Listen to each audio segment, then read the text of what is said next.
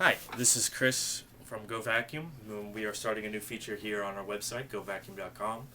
We're going to do a weekly repair tip, and if you'd like to see a repair done, or if you have any questions about a certain repair, please email those questions to info@GoVacuum.com.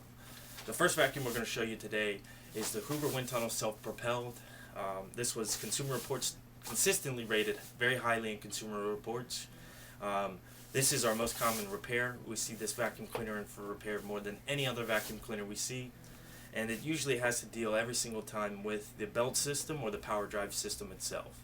It's not a great design by Hoover. You'll need to be doing a belt change at least every 6 months to every year.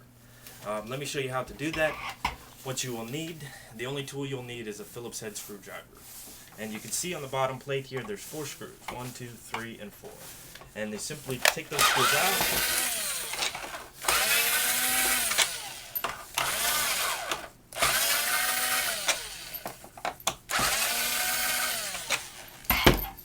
And the bottom plate will simply slide right off, come right off. And you can see that there's 2 belts on this model vacuum cleaner, the self-propelled. There's the power drive belt that rides on the brush here, and then the back belt, the flat belt, rides on a wheel mechanism to the side of it. And you need to take the flat belt off first to get to the power drive belt, and the flat belt just simply slides right off the wheel. And there's a little metal pin in the back there that the belt rides around. You just need to unhook that belt from that pin. And you can see that this belt is not broken. However, when you compare it to the new belt, you can easily see how stretched out that belt is, and it's causing this brush not to spin. The power drive belt is easy to get out. You simply lift the brush straight up, slide the brush out of the belt, and you can see that this belt rides between 2 wheels, and you just want to push it through those 2 wheels and around the belt. Around the wheel. And when you're reinstalling the belt, the easiest belt, the belt you want to put in first, is the Hoover power drive belt, which is part number 38528-034.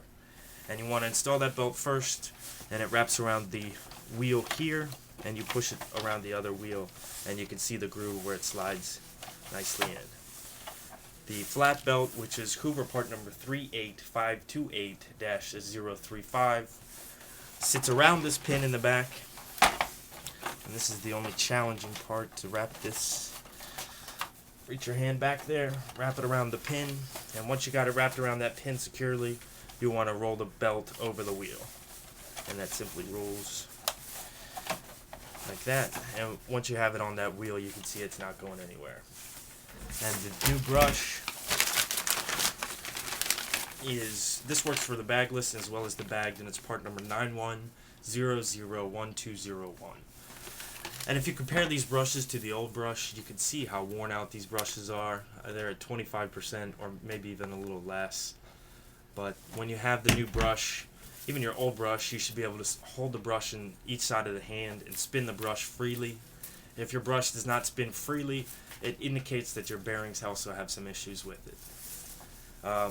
You put this roller brush through the round belt, the flat belt, just like that, and you can see right where it rides. And you have 2 caps on both sides of the roller brush, and you want to make sure that those are correctly attached on both sides. And last but not least, what you can do is pull the vacuum cleaner back, roll the brush, make sure the brush is spinning, make sure the belts are spinning freely and that there's nothing stuck in it. And then finally you want to put on the bottom plate. 4 screws.